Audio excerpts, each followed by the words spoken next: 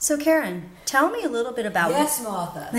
tell me a little bit about what made you decide that it was time to get on the stage. Well, I didn't make a decision. It was actually when I was hanging out with Kyle. He said, "Oh, I was thinking about it." And he said, "You need to be on the stage in 30 days." How'd that make you feel?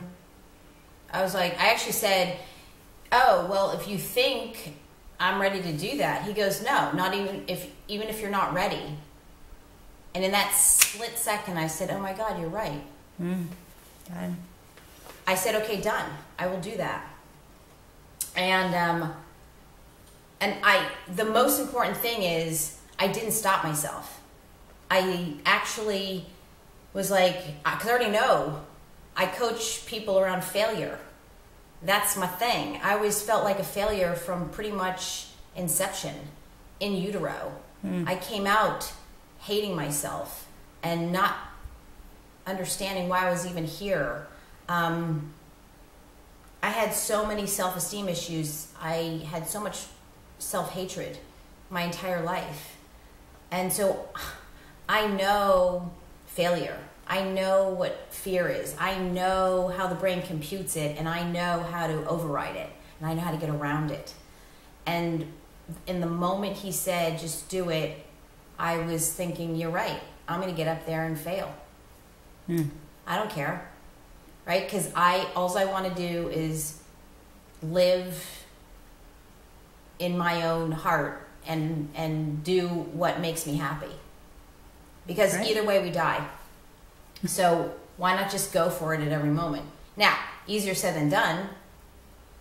And, but I was just ready to hear that. And I knew that the only thing that would stop me from doing that is fear of failure.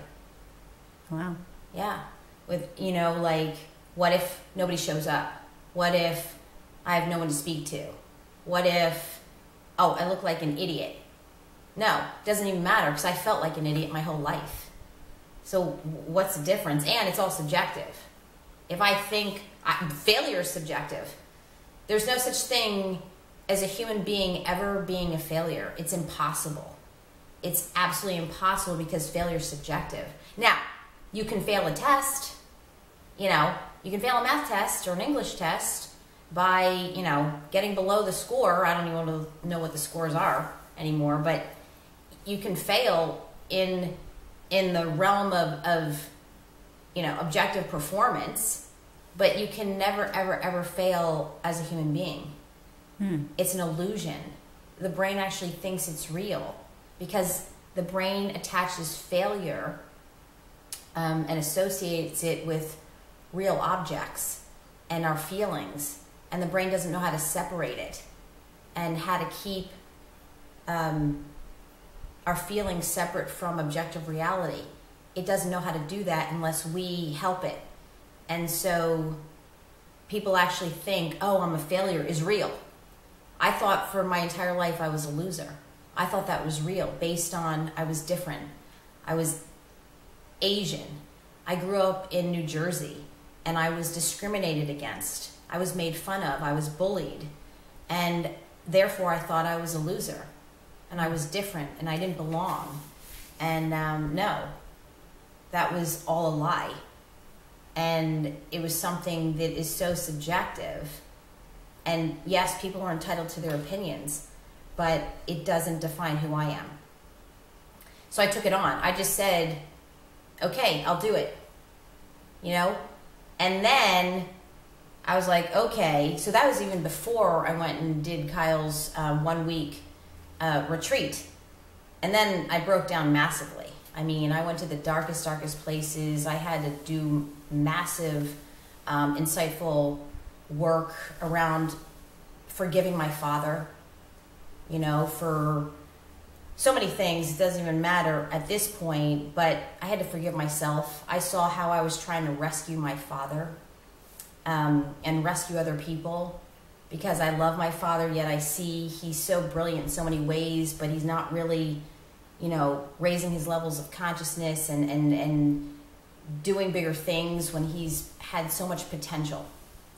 And I realized that I need to let go of all that. Because I thought if I saved my father and made him a better person and a better man, then that would prove that I'm worthy and that I'm worthy of his love. And then I realized, oh, that's a lie. So it's just one thing after another. And as I peeled away all these layers that were holding me back based on my past and my childhood, which I believe absolutely dictates our now and future, unconsciously, invisibly, Right. without us ever knowing it. And I call it the self-fulfilling prophecy wheel. So I'm now seeing for myself that I have nothing to lose. I get to do what I want and what I love, and whatever happens, happens. And if nobody shows up, then I'll keep doing it until people start showing up. I mean, what am I going to do? Either way, I'm going to die, so I might as well just do what I love. And the one thing I know is I love transformation, and I fucking love comedy. And being depressed my entire life, I'm sorry, comedy is my thing. My thing. Wait, did that even answer the question? What was the question? You're awesome. Oh my God, thank you. So that's what it made. Completely remembering that there's no such thing as failure. And that if I think I'm a failure, then I'm going to fail. And if I think I'm not a failure, see, actually, the truth of the matter is, I will fail by not even trying. That's right. I will fail, I will fail by speaking a big game. Oh, I want to perform, I want to do comedy, I want to do transformation, and never fucking doing it. That's how I'll fail. And that was a wake-up call. So now, not only am I on the stage, I was like, oh, okay, I can just go speak anywhere in 30 days. You know, no, now Kyle, thanks to Kyle, I've escalated that to, through his coaching, to do my own one-woman show. And I was like, oh my God, okay. How long did you have to prepare for your show?